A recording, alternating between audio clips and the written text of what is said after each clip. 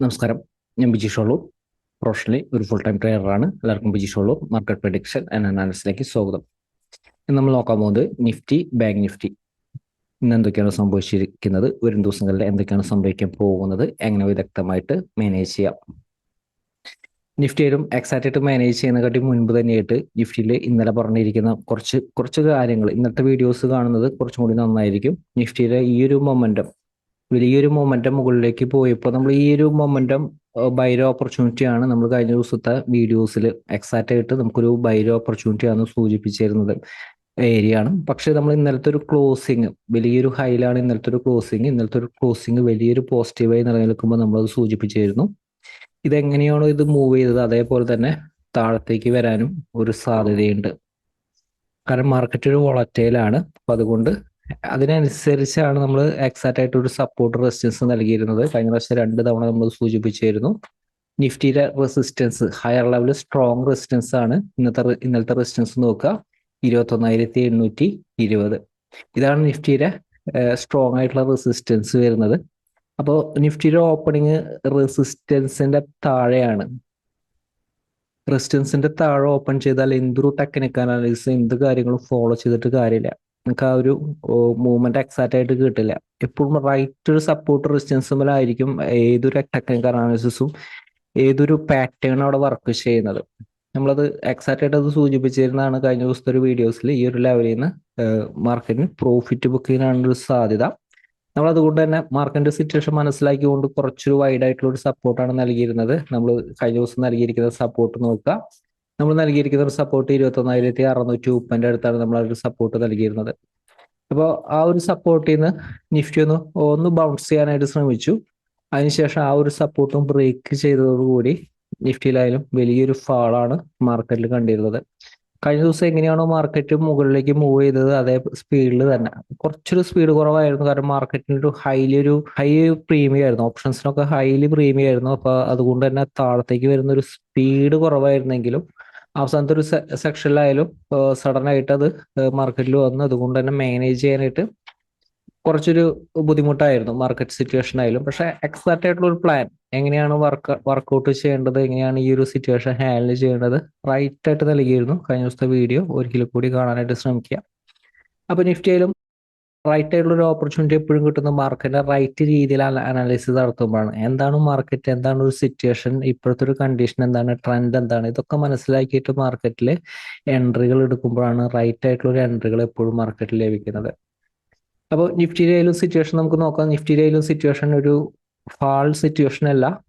കാരണം നമ്മൾ ഈ ഒരു ലെവല് മുകളിലേക്ക് ബ്രേക്ക് ചെയ്തപ്പോൾ നമ്മളൊരു ബൈര ഓപ്പർച്യൂണിറ്റിയാണ് യൂട്ടിലൈസ് ചെയ്തിരുന്നത്. അപ്പൊ അതുകൊണ്ട് തന്നെ ഞാൻ ഈ ഒരു 21,400-500 റേഞ്ച് കുറച്ചൊരു ഇമ്പോർട്ടൻ്റ് ആയിട്ടുള്ള ഒരു സപ്പോർട്ടാണ് വരുന്നത്.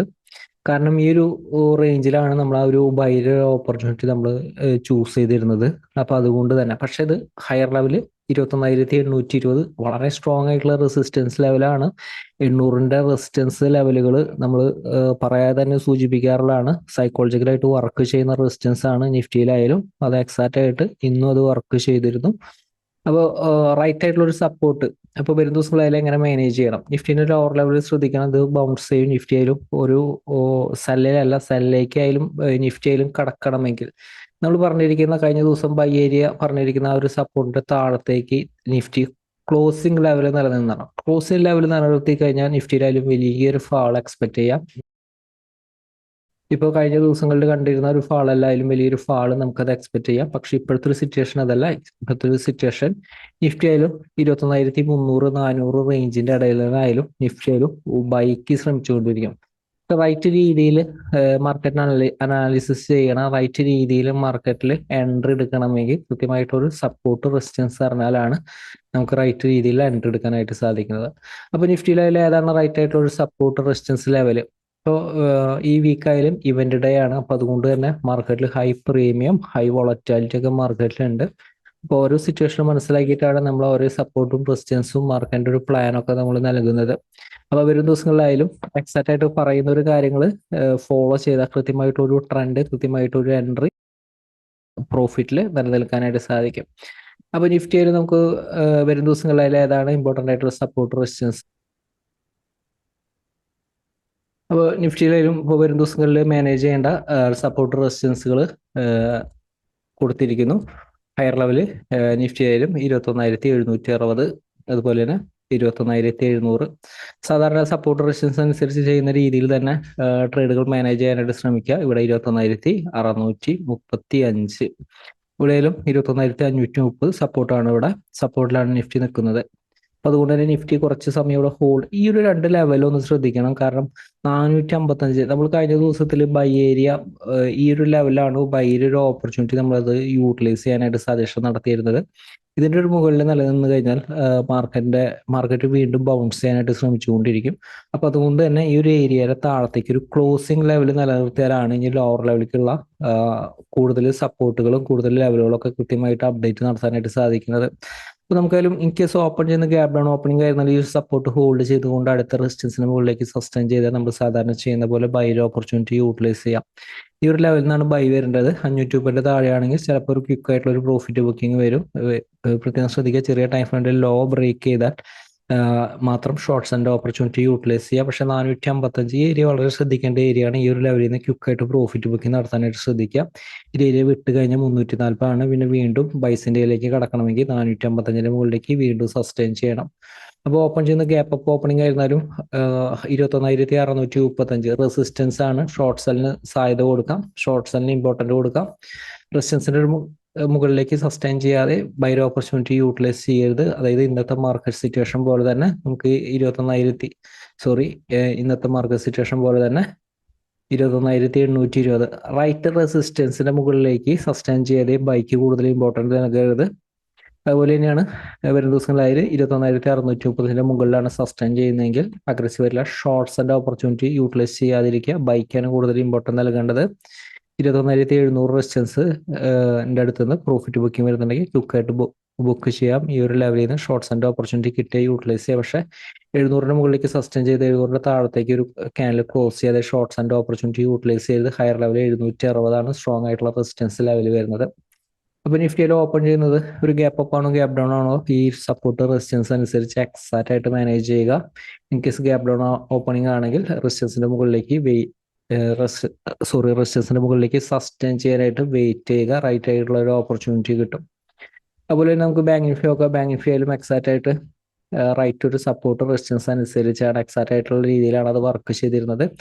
വരും ദിവസങ്ങളിലായാലും നമുക്കൊരു ബാങ്ക് നിഫ്റ്റിയെ നമുക്ക് എങ്ങനെ മാനേജ് ചെയ്യാം, ഏതാണ് റൈറ്റ് ആയിട്ടുള്ള ഒരു സപ്പോർട്ട് റെസിസ്റ്റൻസ് ലെവൽ എന്ന് നമുക്ക് നോക്കാം. ബാങ്ക് നിഫ്റ്റിയിൽ റെസിസ്റ്റൻസ് എന്ന് പറയുന്നത് ഇത് തന്നെയാണ്. ബാങ്ക് നിഫ്റ്റിയിലെ വരും ദിവസത്തെ റെസിസ്റ്റൻസ് വരുന്നത് 45,660 ഹയർ ലെവലിലെ സ്ട്രോങ് ആയിട്ടുള്ള റെസിസ്റ്റൻസ് ആണ്. അതുപോലെ തന്നെ ലോവർ ലെവലിൽ സ്ട്രോങ് ആയിട്ടുള്ള സപ്പോർട്ട് 45,265.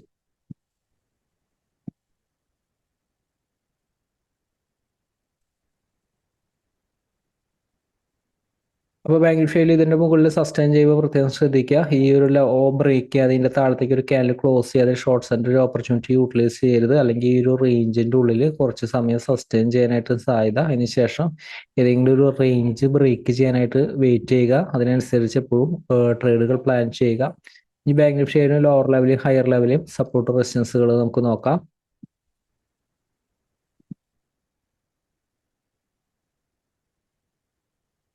ബാങ്ക് നിഫ്റ്റിയുടെ ലോവർ ലെവൽ 44,875 സപ്പോർട്ട് കാണുന്നത്. അതുപോലെ തന്നെ ലോവർ ലെവൽ എപ്പോഴും ശ്രദ്ധിക്കുക, സപ്പോർട്ടിലാണെങ്കിൽ ബൈക്കാണ് കൂടുതൽ ഇമ്പോർട്ടൻ്റ് നൽകേണ്ടത്. സപ്പോർട്ടിൽ സസ്റ്റെയിൻ ചെയ്യുന്നുണ്ടെങ്കിൽ സസ്റ്റെയിൻ ചെയ്തതിന് ശേഷം ബൈ ഓപ്പർച്യൂണിറ്റി കിട്ടി കഴിഞ്ഞാൽ യൂട്ടിലൈസ് ചെയ്യാം. 235 മുകളിലേക്ക് സസ്റ്റെയിൻ ചെയ്ത ബൈ ഓപ്പർച്യൂണിറ്റി യൂട്ടിലൈസ് ചെയ്യാം. പക്ഷെ ഓപ്പൺ ചെയ്യുന്നതിന് പറയുന്ന ഒരു സപ്പോർട്ട് ബ്രേക്ക് ചെയ്തിട്ടാണെങ്കിൽ 235 ബ്രേക്ക് ചെയ്തിട്ടാണെങ്കിൽ ഷോർട്ട്സ് തന്നെ ഇമ്പോർട്ടൻ്റ് കൊടുക്കുക.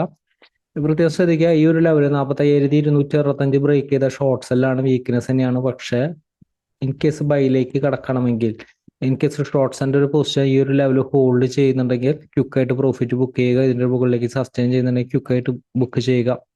സഡൻ ഫാൾ ആണെങ്കിൽ ഈ 235 സപ്പോർട്ട് അത്ര വലിയൊരു ഇമ്പോർട്ടൻ്റ് ആയിട്ട് എടുക്കേണ്ടതില്ല. കാരണം ഇതൊരു ഈസി ആയിട്ട് ഇത് ബ്രേക്ക് ചെയ്ത് പോകും.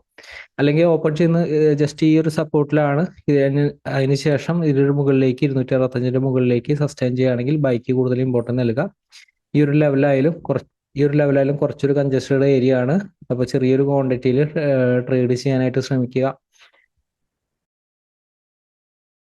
ഹയർ ലെവലിലേക്ക് അതിൽ 45,900 ഹയർ ലെവലിലെ റെസിസ്റ്റൻസ്, അതായത് 45,660 മുകളിലേക്ക് സസ്റ്റെയിൻ ചെയ്ത് കഴിഞ്ഞാൽ അടുത്തൊരു ടാർഗറ്റ് 45,900 ആ ഒരു ടാർഗറ്റ് വരുന്നത്. ഓപ്പൺ ചെയ്ത് ഗ്യാപ്പ് അപ്പ് ഓപ്പണിംഗ് ആയിരുന്നാലും ശ്രദ്ധിക്കുക, റെസിസ്റ്റൻസിന്റെ ഒരു താഴെയാണെങ്കിൽ വീക്ക്നെസ് ആണ്. ഷോർട്ട് സെല്ലിന് തന്നെയാണ് സാധ്യത. റെസിസ്റ്റൻസിന്റെ മുകളിലേക്ക് സസ്റ്റെയിൻ ചെയ്യുന്നുണ്ടെങ്കിൽ ഷോർട്ട് സെല്ലിന് തന്നെ ഇമ്പോർട്ടൻറ്റ് കൊടുക്കാം. നിഫ്റ്റിയിലും ഇത്ര ലെവലുകൾ ഫോളോ ചെയ്ത് എക്സാക്റ്റ് ആയിട്ടുള്ള ട്രെൻഡിൽ നിലനിൽക്കാനായിട്ട് ശ്രദ്ധിക്കാം. മാർക്കറ്റിൽ വലിയ അവസരമായിട്ട് നമുക്ക് ഒരു ദിവസം അപ്ഡേറ്റിൽ വീണ്ടും കാണാം. എല്ലാവരെയും വലിയ ഷെയറുകളും കമന്റുകളും പ്രതീക്ഷിക്കുന്നു. എല്ലാവർക്കും നന്ദി.